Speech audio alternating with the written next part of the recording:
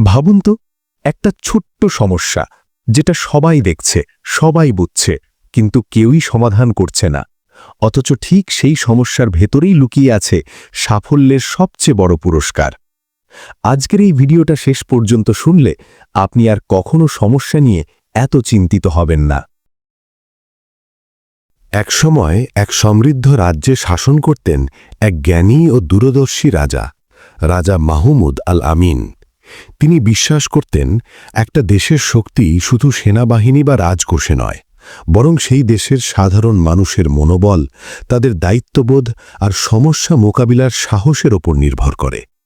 রাজা প্রায় ভাবতেন, আমার সন্তানেরা ভবিষ্যতে শাসক হবে, কিন্তু তারা কি বুঝবে মানুষের আসল শক্তি কোথায়? একদিন ভোরবেলা রাজা মাহমুদ তার সেনাপতি সালাউদ্দিনকে ডেকে বললেন, আজ শহরের প্রধান সড়কের ঠিক মাঝখানে একটা বড় পাথর রেখে দাও। কেউ জানবে না কেন রাখা হয়েছে। সেনারা নির্দেশ মেনে বিশাল এক পাথর রাস্তার মাঝখানে রেখে চলে গেল। এরপর রাজা তার দুই ছেলেকে নিয়ে একটা উঁচু প্রাসাদের টাওয়ারে উঠে বসলেন, যেখান থেকে পুরো রাস্তা দেখা যায়। সবার আগে এলেন কয়েকজন ধনী জমিদার, রথে চড়ে দামি পোশাকে অহংকারে ভরা। পাথর দেখে রথ থেমে গেল। তারা চিৎকার করে বলতে লাগল, এ কেমন রাজ্য? রাস্তা পরিষ্কার করার লোক নেই, এমন রাজ্যে চলা যায়? রাগে ক্ষোভে রাজাকে গালাগালি করল, কিন্তু একজনও পাথর সরানোর চেষ্টা করলেন না। অন্য পথ ধরে চলে গেলেন। এরপর এলেন কয়েকজন কৃষক, সারাদিন মাঠে কাজ করে ক্লান্ত। পাথরের সামনে দাঁড়িয়ে একজন বললেন, হয়তো আল্লাহ আমাদের পরীক্ষা নিচ্ছেন। তারা কিছুক্ষণ দোয়া করলেন, তারপর ধীরে ধীরে পাশ কাটিয়ে চলে গেলেন। পাথরটা ঠিক আগের জায়গাতেই রয়ে গেল। এরপর এলেন রাজার বিশ্বস্ত সেনানায়ক বীর যোদ্ধা হামজা খান। পাথর দেখে তিনি চিন্তিত হলেন, ভাবলেন এটা তো বিপদ ডেকে আনতে পারে। কিন্তু তিনি নিজে কিছু না করে সোজা চলে গেলেন রাজাকে খবর দিতে। দিন প্রায় শেষ, সূর্য ঢলে পড়েছে। ঠিক তখন এলেন একজন সাধারণ কৃষক, আব্দুল করিম।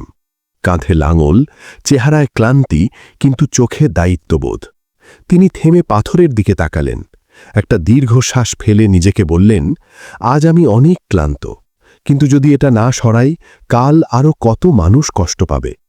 রাজা সব জায়গায় থাকতে পারেন না, আমাদেরও তো দায়িত্ব আছে। তিনি নিজের জিনিসপত্র নামিয়ে রাখলেন, দুই হাত দিয়ে পাথর ঠেলতে শুরু করলেন। ঘামে ভিজে গেল শরীর, হাত কাঁপছে, কিন্তু তিনি হাল ছাড়লেন না। শেষ পর্যন্ত পাথরটা রাস্তার বাইরে সরে গেল। পাথর সরাতেই তার চোখে পড়ল একটি চামড়ার থলি। খুলে দেখলেন ভেতরে ভর্তি ঝকঝকে সোনার মুদ্রা। তিনি অবাক। ঠিক তখনই রাজা মাহমুদ তার দুই ছেলেকে নিয়ে সামনে এলেন। রাজা হাসলেন আর বললেন, আব্দুল করিম, এই পুরস্কার তোমার, কারণ তুমি একমাত্র মানুষ যে অভিযোগ না করে দায়িত্ব নিয়ে সমস্যার সমাধান করেছ। রাজা তার ছেলেদের দিকে তাকিয়ে বললেন, মনে রেখো, জীবনের সমস্যাগুলো আমাদের থামাতে আসে না, এগুলো আসে আমাদের বড় মানুষ বানাতে। যে মানুষ সমস্যা দেখে পালায় সে পিছিয়ে পড়ে, আর যে মানুষ সমস্যা দেখে এগিয়ে আসে সে ইতিহাস তৈরি করে। রাজকুমাররা রাজার এই শিক্ষাটা বুঝতে পারল। আজ আপনার জীবনের সামনে যে পাথরটা পড়ে আছে সেটা অভিশাপ নয়, সেটাই হতে পারে আপনার সবচেয়ে বড় সুযোগ।